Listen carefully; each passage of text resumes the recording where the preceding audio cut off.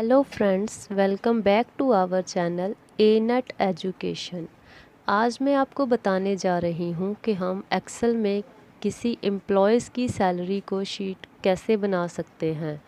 तो चलिए शुरू करते हैं, लेकिन उससे पहले अगर आपने हमारे चैनल को सब्सक्राइब नहीं किया तो हमारे चैनल को सब्सक्राइब करें और वीडियो को लाइक और शेयर ज़रूर करें।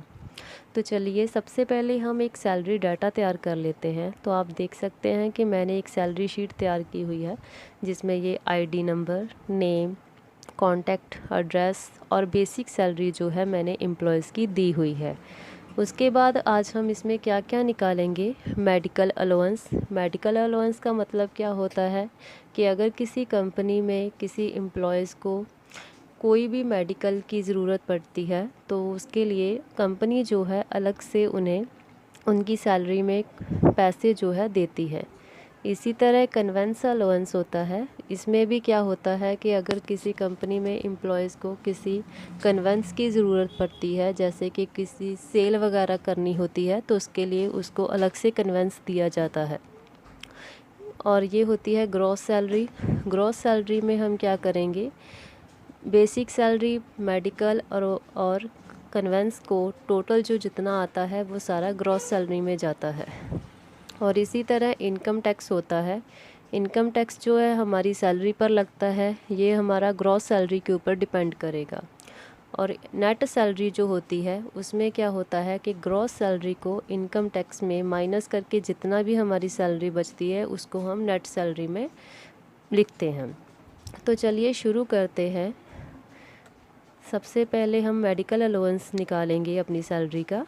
तो ये हमारा किस तरह से होगा, एक फार्मूला लगाएंगे। फार्मूले में हम इफ़ की कंडीशन लगाएंगे। इफ़ का मतलब क्या होता है, अगर। तो ये हमारा बेसिक सैलरी पर डिपेंड करेगा।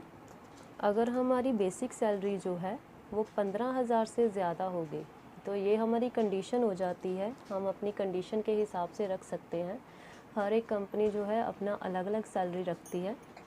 तो उसके लिए क्या होगा कि अगर हमारी जो बेसिक सैलरी है वो 15,000 रुपया होती है तो उस पर हम बेसिक सैलरी को मल्टीप्लाई करेंगे 50% के साथ। लेकिन अगर हमारी सैलरी 10% से ज़्यादा है तो उसके लिए हम उसको 10% का जो है मेडिकल अलाउंस देंगे। ठीक है, तो उसके लिए हम क्या फार्मूला लगा देंगे साथ में, इक्वल्स टू 10,000 और उसको कितना अलाउंस देना है, 10% का।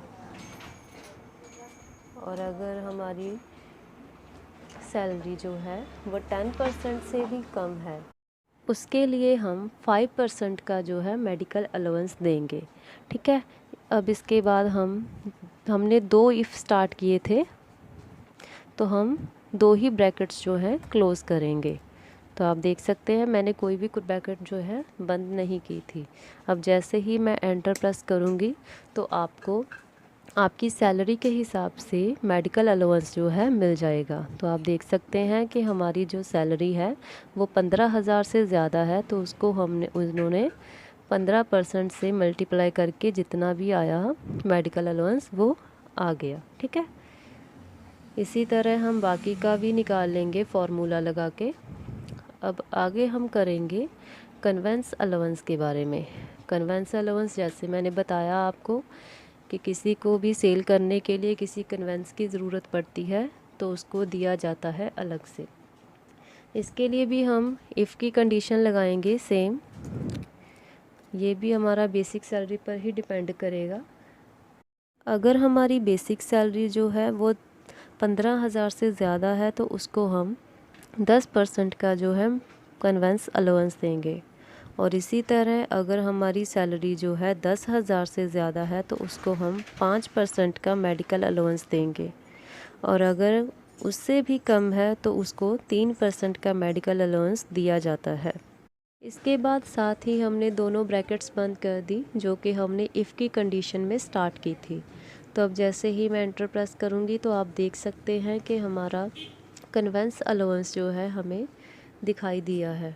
ठीक है, इसी तरह अब हम ग्रॉस सैलरी का जो है वो पता करेंगे। तो ग्रॉस सैलरी के लिए हम एक सम का फॉर्मूला लगाएंगे। सम का मतलब होता है टोटल। तो इसके में हम क्या करेंगे, medical allowance, basic salary plus conveyance allowance, इन तीनों का जितना भी टोटल आएगा वो क्या होगा, ग्रॉस सैलरी। इसी तरह फार्मूला लगा के आप ग्रॉस सैलरी जो है पता कर सकते हैं। अब हम इनकम टैक्स का पता करेंगे। इनकम टैक्स जो है हमारी सैलरी के ऊपर डिपेंड करता है। तो हमारी ग्रॉस सैलरी जितनी भी आएगी उस पर हम इनकम टैक्स जो है काटा जाता है। तो ये हमने सरकार को देना होता है। तो इसमें हम फार्मूला लगाएंगे। तो ये भी हमारा सैलरी पर डिपेंड करता है कि अगर हमारी ग्रॉस सैलरी जो है वो 15,000 से ज़्यादा है तो उसके लिए हम 5% का जो है इनकम टैक्स देते हैं। और अगर हमारी सैलरी जो है 10,000 से ज़्यादा है तो हम 3% का जो है इनकम टैक्स देते हैं। और अगर 10,000 से कम है हमारी सैलरी तो उसको कोई भी इनकम टैक्स देने की ज़रूरत नहीं है। तो अभी हम फार्मूला लगाएंगे। इसी फार्मूले के साथ हम हर एक एम्प्लॉय का इनकम टैक्स जो है वो निकाल लेंगे। अब हम आगे फार्मूला लगाएंगे जिसमें हम नेट सैलरी के बारे में पता करेंगे। तो नेट सैलरी का जैसे कि मैंने आपको बताया कि ग्रॉस सैलरी में से इनकम टैक्स को माइनस करके जितनी भी सैलरी हमारे पास बचती है उसको हम नेट सैलरी कहते हैं। तो इसके लिए हम फार्मूला क्या लगाएंगे, तो आप देख सकते हैं कि मैंने नेट सैलरी का जो फार्मूला लगाया है, ग्रॉस सैलरी को में से इनकम टैक्स को माइनस कर दिया है, तो ये हमारी नेट सैलरी आ गई है। तो उम्मीद करती हूँ आपको हमारी वीडियो अच्छी लगी होगी। तो अगर हमारी वीडियो अच्छी लगी है तो प्लीज़ लाइक करें और इसको ज़्यादा से ज़्यादा शेयर करें।